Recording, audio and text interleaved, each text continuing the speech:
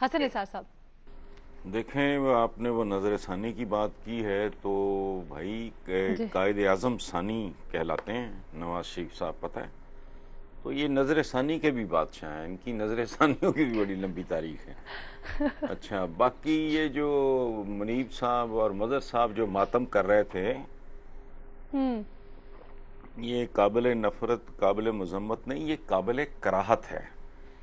میرے ان دوستوں کو میرا بہت ایک پرانا جملہ ہے، بڑا وائرل ہوا تھا کہ پاکستان کی سیاست کیا ہے؟ طاقت بذریعہ دولت، دولت بذریعہ طاقت، حرام حلال کا تو کھاتا ہی نہیں ہوتا۔ اچھا، ایک بنیادی بات سمجھ لینی چاہیے، تو پھر اتنا فرسٹریٹ نہیں ہوں گے، نہ منیب صاحب ہوں گے نہ مظہر صاحب ہوں گے، کہ اقتدار اللہ کا احسان ہی نہیں، بہت بڑا امتحان بھی ہوتا ہے۔ اس سے خاندان کا پتہ لگتا ہے، اور اس امتحان میں اخلاقی طور پہ دیوالیہ لوگ بری طرح فیل ہو جاتے ہیں۔ یہ تاریخ کا سبق ہے، ٹھیک ہے؟ اور ایک بات آخری یہ کہ ان کے جو میدے ہیں نا، وہ میدے نہیں ہیں، میدے انسانوں کے ہوتے ہیں، پرندوں کے پوٹے ہوتے ہیں، بھیڑیوں کے، درندوں کے کی اوجڑیاں ہوتی ہیں، جانوروں کی اوجڑیاں نہیں بھرتی، اوجڑیاں ہوتی ہیں امرو عیار کی زنبیل جیسی، اور وہ کیا ہے کہ اس میں جتنا ڈالتے جاؤ وہ اسی پرپورشن سے پھیلتے چلے جاتے ہیں۔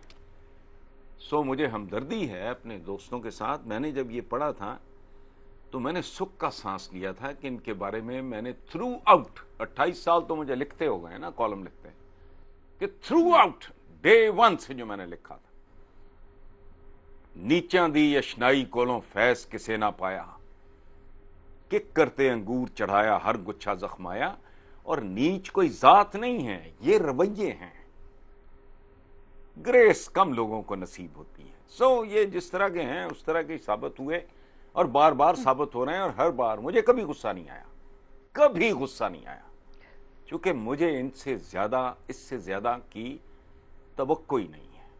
یہ پانڈے ہی بڑے چھوٹے ہیں، ان کے اندر بڑ بہت کچھ جاتا ہے، اور اس کے لیے قصوروار اس ملک کا ووٹر ہے۔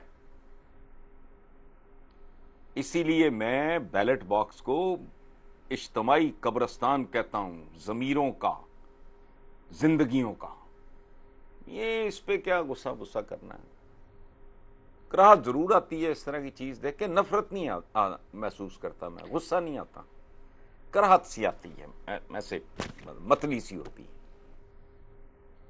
لیکن بیلٹ باکس کے بھی تو بڑے مسئلے مسائل ہیں نا، ہم نے کبھی گروم ہی نہیں کیا عوام کو ایسا کہ وہ اپنے حقوق کے لیے کھڑے ہوں، آواز بلند کریں۔ بھائی یہ تو وجوہات ہو گئی نا، میں تو بیماری بتا رہا ہوں۔ بنیادی مسائل پہ یاد کے رہیں گے، بالکل صحیح کہہ رہے ہیں آپ۔ کے چکر میں پڑ گئے نا، بھائی وہ 800 سال کی تاریخ رکھوں گا نا تو دھوئیں نکلنے شروع ہو جائیں گے سکرین میں سے۔